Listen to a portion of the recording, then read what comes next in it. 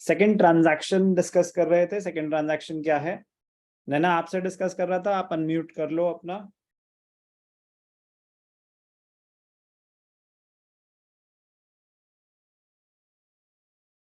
Okay चलो।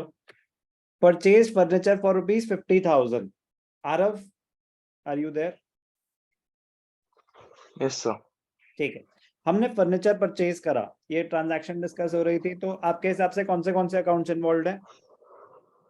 Sir एक furniture होगा एंड एक कैश होगा। करेक्ट, एक हो गया फर्नीचर, एक हो गया कैश। तो जो कंफर्म बात थी, जो हम डिस्कस कर चुके थे कि कैश तो इन्वॉल्व है ही है। हमने फर्नीचर खरीदा तो पैसे तो गए, तो पेमेंट तो हुई है। दूसरे एस्पेक्ट पर डिस्कशन हो रहा था। किसी ने बोला कि सर कैपिटल में से डिडक्ट कर दो, किसी ने बोला कि एक नया एसेट क्रिएट कर दो फर्नीचर के नाम से। इस पॉइंट पर डिस्कशन चल रही थी। करेक्ट आंसर इज कि एक नया एसेट क्रिएट होगा फर्नीचर के नाम से। ध्यान से देखना, परचेज फर्नीचर तो कैश तो गया, एक नया एसेट क्रिएट हो जाएगा। किस नाम से? फर्नीचर के नाम से, प्लस 50,000। पॉइंट ये है कि सर कैपिटल अफेक्ट क्यों नहीं होगा? ना इस ट्रांजैक्शन में लायबिलिटी अफेक्ट हो रही है, ना ही कैपिटल अफेक्ट हो रही है। तो डाउट आया कि लेकिन 50,000 रुपीज तो हमने स्पेंड कर दिए। ओनर ने 5 लाख इंट्रोड्यूस करे थे, 50,000 हमने स्पेंड कर दिए। कोई बता सकता है कि कैपिटल में से डिडक्शन नहीं होगा? क्यों नहीं होगा? कोई भी ट्राई करना चाहेगा? सर क्योंकि 50,000 की हमने उससे गुड्स खरीद लिए तो एसेट में आ गया। एसेट्स खरीदे हमने, कैपिटल में से सर तब डिडक्ट होता अगर कोई एक्सपेंस हो रहा होता, कोई लॉस हो रहा होता। आपने एसेट खरीदा है, एसेट खरीदा है, क्या कोई नुकसान हुआ है या कोई एक्सपेंस है? नो। एक्सपेंस होता, रेंट पे किया, इलेक्ट्रिसिटी बिल पे करा, तो यस वो ओनर को बेयर करना है। ये तो एसेट क्रिएट हो रहा है।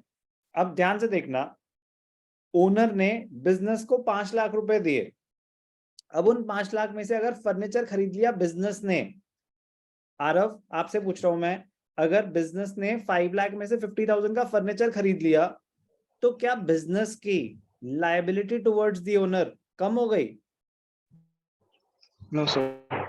नहीं, अफेक्ट ही नहीं हुई, क्योंकि ना तो कोई इनकम जनरेट हुई है, ना ही अभी कोई एक्सपेंस या लॉस हुआ है। This transaction won't affect capital. Capital sir फिर कब अफेक्ट होती है? जब कैपिटल इंट्रोड्यूस हो रही हो, जब ड्रॉइंग्स हो रहे हो, या फिर कोई एक्सपेंस या लॉस हुआ है जो ओनर को बेयर करना पड़ेगा, या फिर कोई इनकम जनरेट हुई है जो ओनर को मिलेगी। तो यहाँ पे उनमें से कुछ भी नहीं हुआ। अब ध्यान से देखना, second transaction onwards, second transaction onwards. First transaction को उसके बाद कुछ नहीं करते, सेकेंड ट्रांजैक्शन ऑनवर्ड्स। आप क्या लिखेंगे अब यहाँ पे? New equation. क्या लिखेंगे? New equation. अब न्यू इक्वेशन क्या हो जाएगी? कैश कितना है मेरे पास?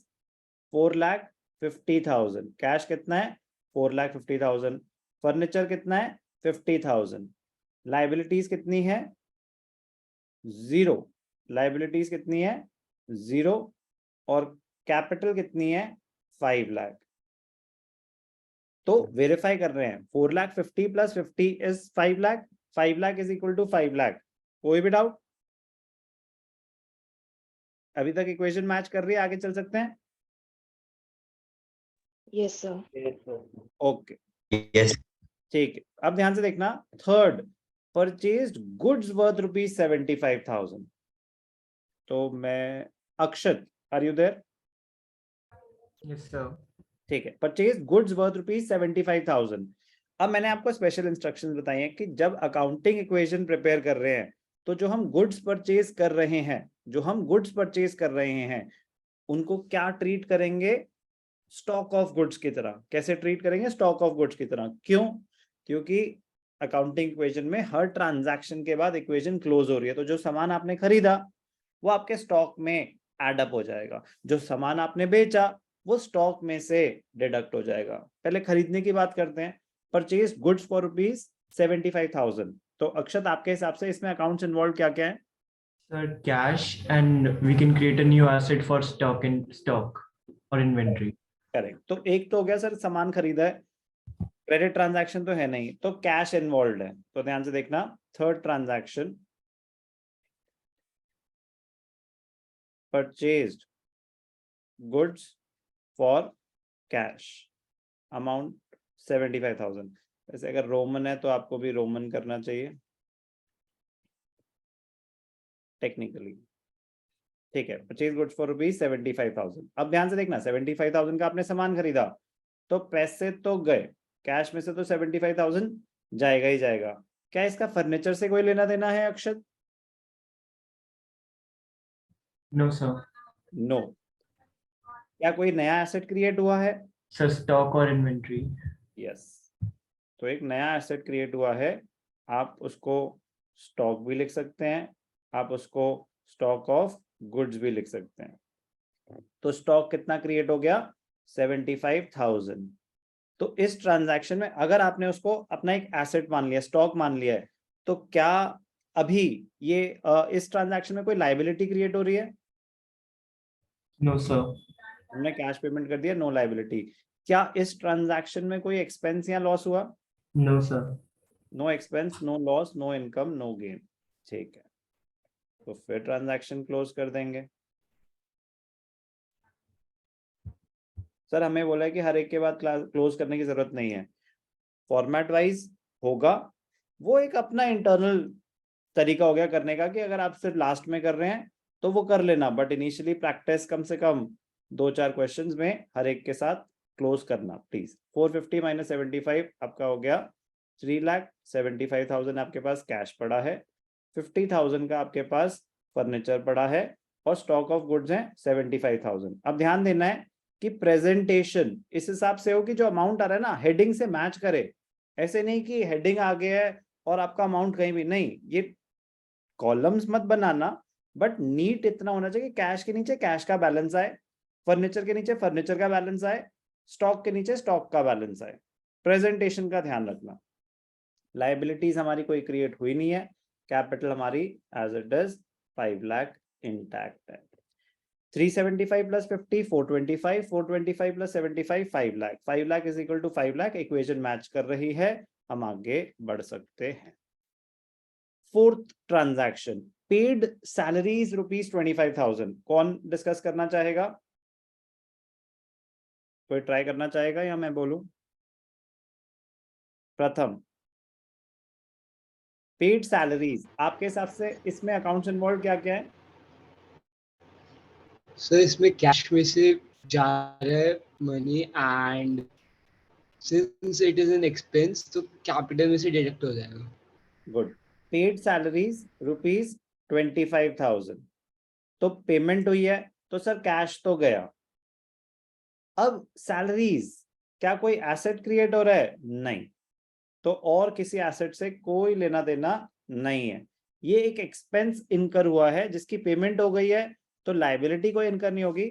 अकाउंटिंग इक्वेशन बनाते वक्त ये ध्यान रखना है कि जो भी एक्सपेंसेस हैं, लॉसेस हैं, वो सब कौन बेयर करेगा? ओनर। तो -25,000। अब आप जो डिडक्शंस हैं वो ऐसे माइनस करके भी दिखा सकते हैं और आप ब्रैकेट्स में भी दिखा सकते हैं कि जो डिडक्शन है ना उसको ब्रैकेट्स में, तो वो आप जैसे कर रहे हैं आप वैसे कर लेंगे, दोनों बातें इक्वली करेक्ट है। तो इसको दिखाने का एक होता है लायबिलिटीज प्लस कैपिटल, तो इस ट्रांजैक्शन में कैपिटल डिडक्ट हो रही है, एक्सपेंस हुआ, लॉस हुआ, वो कौन एक्सपेंस बेयर करेगा? ओनर। अब आपके पास कैश कितना रह गया? 3,50,000, फर्नीचर कितना है? 50,000, स्टॉक कितना है? 75,000, लायबिलिटीज कितनी है? 0, कैपिटल कितना है? 475। 350, 4 lakh, 475 is equal to 475. Sir, next transaction, please. Fifth, purchase goods on credit. Purchase goods on credit, अब आपने क्रेडिट पे सामान खरीदा है, ध्यान से देखेंगे, क्रेडिट पे सामान खरीदा है, तो क्या कैश इन्वॉल्व है? नो, कैश का कोई लेना देना नहीं है। 50,000, ठीक है, ध्यान से देखेंगे। परचेज्ड गुड्स ऑन क्रेडिट, कितने का सामान खरीदा? 50,000 का सामान खरीदा। कैश से कोई लेना देना नहीं है, फर्नीचर से कोई लेना देना नहीं है, लेकिन मैंने गुड्स तो खरीदे, पैसे नहीं दिए तो क्या हुआ, सामान तो मेरे पास आ गया। तो स्टॉक तो मेरा, स्टॉक है ना थर्ड आइटम, स्टॉक मेरा 50,000 से बढ़ गया। क्योंकि मैंने अभी पैसे नहीं दिए हैं, क्योंकि मैंने अभी पैसे नहीं दिए हैं, it won't affect my cash balance. एक नई लायबिलिटी क्रिएट हो जाएगी, किस नाम से, क्रेडिटर्स। क्योंकि मैंने पैसे नहीं दिए तो मेरी एक नई लायबिलिटी क्रिएट हो गई, किस नाम से, क्रेडिटर्स। स्टॉक खरीदा है, क्या ये मेरा कोई एक्सपेंस है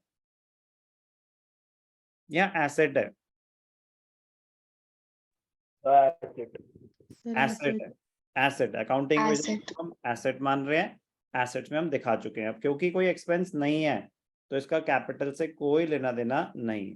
तो क्या ट्रीटमेंट हुई गुड्स परचेज ऑन क्रेडिट की, स्टॉक में प्लस, लायबिलिटीज में प्लस। तो सर फिर से क्लोज कर देते हैं, ठीक है बेटा, कर देते हैं क्लोज। न्यू इक्वेशन, तो न्यू इक्वेशन क्या हो गई, कैश 350 है आपके पास, फर्नीचर 50,000 है आपके पास, और आपके पास स्टॉक कितना हो गया, आप 1,25,000। कोई लायबिलिटी है, हाँ जी, क्रेडिटर्स हैं 50,000, और क्या है आपके पास, कैपिटल है 475, 525 है ये, 3 4 4 525 मैच कर रहा है। चलो जी आगे चलें, बस 2 और ट्रांजैक्शन, उसके बाद आप चैन से खाना खा के सो सकते हैं। Most important, sold goods costing ₹40,000 for ₹65,000। अब ध्यान से देखना प्लीज, इंपॉर्टेंट है। Sold goods costing ₹40,000 for ₹65,000। आपने सामान बेचा, ठीक है जी, 40,000 का सामान 65,000 में बेचा। कौन डिस्कशन में पार्टिसिपेट करना चाहेगा? मैं, सर नहीं। रिद्धिमा, चलो Riddhima. Sir I will try. Sir cash में से डिडक्ट होगा और कैपिटल में, एक सेकेंड, हमने सामान बेचा है तो पैसे हमें मिलेंगे या हम पे करेंगे? सर हमने सामान अगर बेचा है तो हमें पैसे मिलेंगे, तो अगर हमें पैसे मिलेंगे तो हमारा कैश बैलेंस बढ़ेगा या कम होगा? बढ़ेगा, तो कैश में ऐड होगा या लेस होगा? ऐड होगा। ठीक है, हाँ। तो ऐड होगा, कितना ऐड होगा? 40,000 का बेचा है या 65 का बेचा है? 65। तो कैश में ऐड होगा, ठीक है। अब ध्यान से देखना, सोल्ड गुड्स कॉस्टिंग 40,000 फॉर 65,000 तो पैसे आए, कितने पैसे आए? 65। Yes sir. ठीक है, अब आपने बेचा, क्या बेचा? गुड्स बेचे। Yes sir. स्टॉक। अगर गुड्स बेचे तो Facility. फर्नीचर का तो उससे कोई लेना देना नहीं है। अगर आपने गुड्स बेचे तो स्टॉक, आपका जो अवेलेबल स्टॉक है, बढ़ जाएगा या कम हो जाएगा? तो कम हो जाएगा। स्टॉक जो कम हो जाएगा वो 40,000 से कम होगा या 65? 40,000 का स्टॉक मैंने 65,000 का बेचा। Yes sir. यस। स्टॉक कितने से कम होगा, 40 या 65? 65,000 तो आपके पास आ गए, स्टॉक जो कम होगा 40। Are you sure? Yes. Correct answer. But ऐसा लग रहा है कि कहीं से आंसर आया।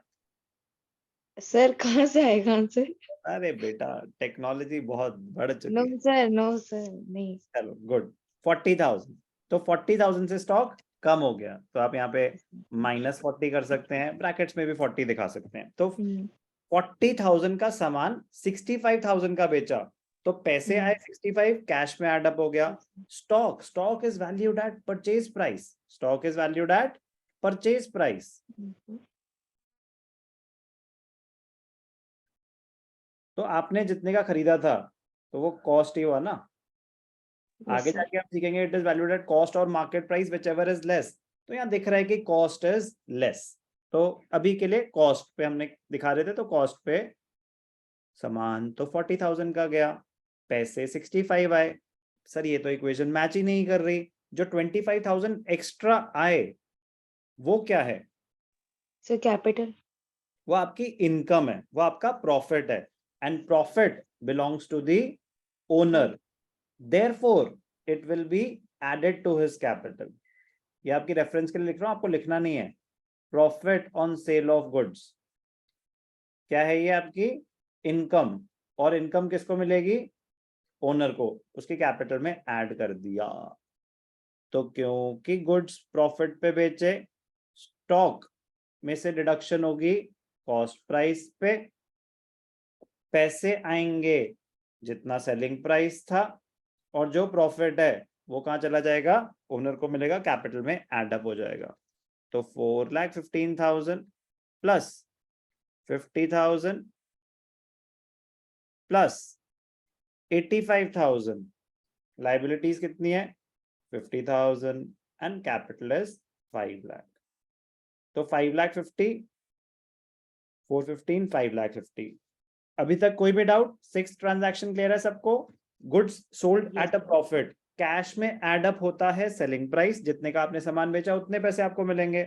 स्टॉक में से डिडक्ट होगा cost price, stock is valued at cost और market price whichever is less, और परचेज प्राइस कम है, कॉस्ट पे ही वैल्यू हो रहा था। 40,000 का स्टॉक चला गया, तो स्टॉक माइनस हुआ 40,000 से।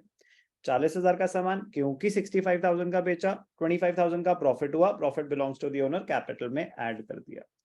चलो बेटा, आज का लास्ट ट्रांजैक्शन, रेंट आउटस्टैंडिंग ₹25,000। कौन ट्राई करना चाहेगा? अक्षत, ठीक है। हाँ। अक्षत, रेंट आउटस्टैंडिंग, पहले तो इसका मीनिंग बताओ, ट्रांजैक्शन का इंपैक्ट बाद में आएगा। What do you mean by rent outstanding? Sir expense, sir cash में से बैलेंस कम है। Rent outstanding, define the term or explain, don't need to give the exact definition. What do you mean by rent outstanding?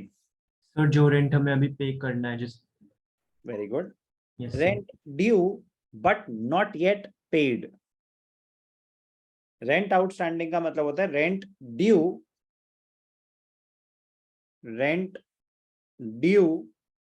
but not yet paid. तो इस transaction में वो आपको क्या बता रहा है? रेंट पे करने के लिए बोल रहा है, या वो बता रहा है कि इस पीरियड का रेंट ड्यू हो चुका है? सर ड्यू हो चुका है। करेक्ट। तो क्या ये अभी पे हुआ है? No sir. क्या ये आपको पे करने के लिए बोल रहा है? Yes sir. नो। यही तो समझना है कि ट्रांजैक्शन बिल्कुल एक्सप्लिसिट होगी। एक्सप्लिसिट मतलब जो लिखा है वही करना है। अगर रेंट पे करने के लिए बोल रहा हो तो लिखा होता है rent paid, payment of rent. यहाँ पे बोल रहा है रेंट आउटस्टैंडिंग, यहाँ पे बोल रहा है rent due but not yet paid. वो आपको बता रहा है कि आप 1 महीने सर्विस अवेल कर चुके हो बट आपने पेमेंट नहीं करी है। Now by the definition of expense is something the benefit of which gets exhausted, the benefit has expired, आप benefit avail कर चुके हैं। तो अगर आपने किसी की प्रॉपर्टी यूज करी है, रेंट आउटस्टैंडिंग हो गया, तो बेनिफिट अवेल कर चुके हैं कि नहीं कर चुके? सर कर चुके हैं। तो क्या ये उस पीरियड का एक्सपेंस माना जाएगा कि नहीं माना जाएगा? सर माना जाएगा। बिल्कुल सही बात, माना जाएगा। बट क्या आपने पेमेंट करी है अभी? No sir. क्योंकि आपने अभी पेमेंट नहीं करी है, तो एक न्यू लायबिलिटी क्रिएट हो जाएगी, एक न्यू लायबिलिटी क्रिएट हो जाएगी रेंट आउटस्टैंडिंग के नाम से। रेंट अभी पे नहीं हुआ है। ध्यान से देखेंगे, रेंट आउटस्टैंडिंग कितने रुपए हैं? 25,000। तो rent outstanding, rent due but not yet paid, payment नहीं हुई, कैश से कोई लेना देना नहीं, फर्नीचर से कोई लेना देना नहीं, स्टॉक से कोई लेना देना नहीं, क्रेडिटर्स से कोई लेना देना नहीं, क्रेडिटर्स नहीं है।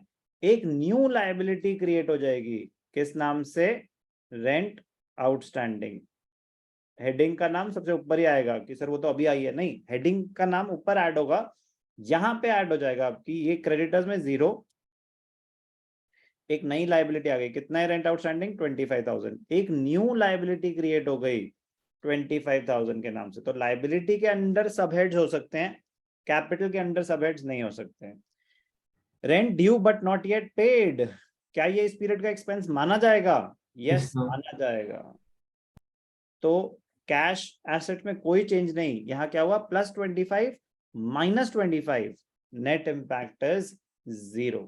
अब ध्यान से देखना, ध्यान से देखना, क्लोज करते हैं। जब लास्ट ट्रांजैक्शन को क्लोज करते हैं तो हम यहाँ पे लिखते हैं फाइनल इक्वेशन। क्या लिखते हैं? Final equation. उससे पहले लिखते हैं new equation, new equation, new equation. यहाँ लिखेंगे फाइनल इक्वेशन। तो फाइनल इक्वेशन क्या है? कैश कितना है? 4,15,000। फर्नीचर कितना है? 50,000। स्टॉक कितना है? 85,000। क्रेडिटर्स कितने हैं? 50,000। रेंट आउटस्टैंडिंग कितना है? 25,000। कैपिटल कितनी है? 4,75,000। इसको टोटल कर लेते हैं। 415 + 50 465, 470, 550। तो टोटल एसेट्स कितने आए? 5,50,000। Assets is equal to liabilities कितनी है? 75,000। लाइबिलिटीज, कैपिटल कितनी है? 4,75,000। तो मैच कर रहा है। 550 इज इक्वल टू 75 + 475, 550। तो assets is equal to liabilities plus capital match कर रहा है। तो मोस्ट प्रोबेबली आपने सही करा होगा। इंटरेस्टिंग एडजस्टमेंट है। कोई भी आउटस्टैंडिंग एक्सपेंस हो तो वो होता है due but not yet paid, वो आपके कैश बैलेंस को अफेक्ट नहीं कर सकता। तो इसलिए एक्सपेंस तो है उस पीरियड का, तो कैपिटल में से तो माइनस कर दिया हमने 25। क्योंकि पे नहीं हुआ तो एक नई लाइबिलिटी क्रिएट हो गई रेंट आउटस्टैंडिंग के नाम से। बस यही क्वेश्चन मैं कंप्लीट करना चाहता था। सर इतनी मेहनत क्यों करी आपने? बेटा अभी आपको 2 मिनट में पता चल जाएगा।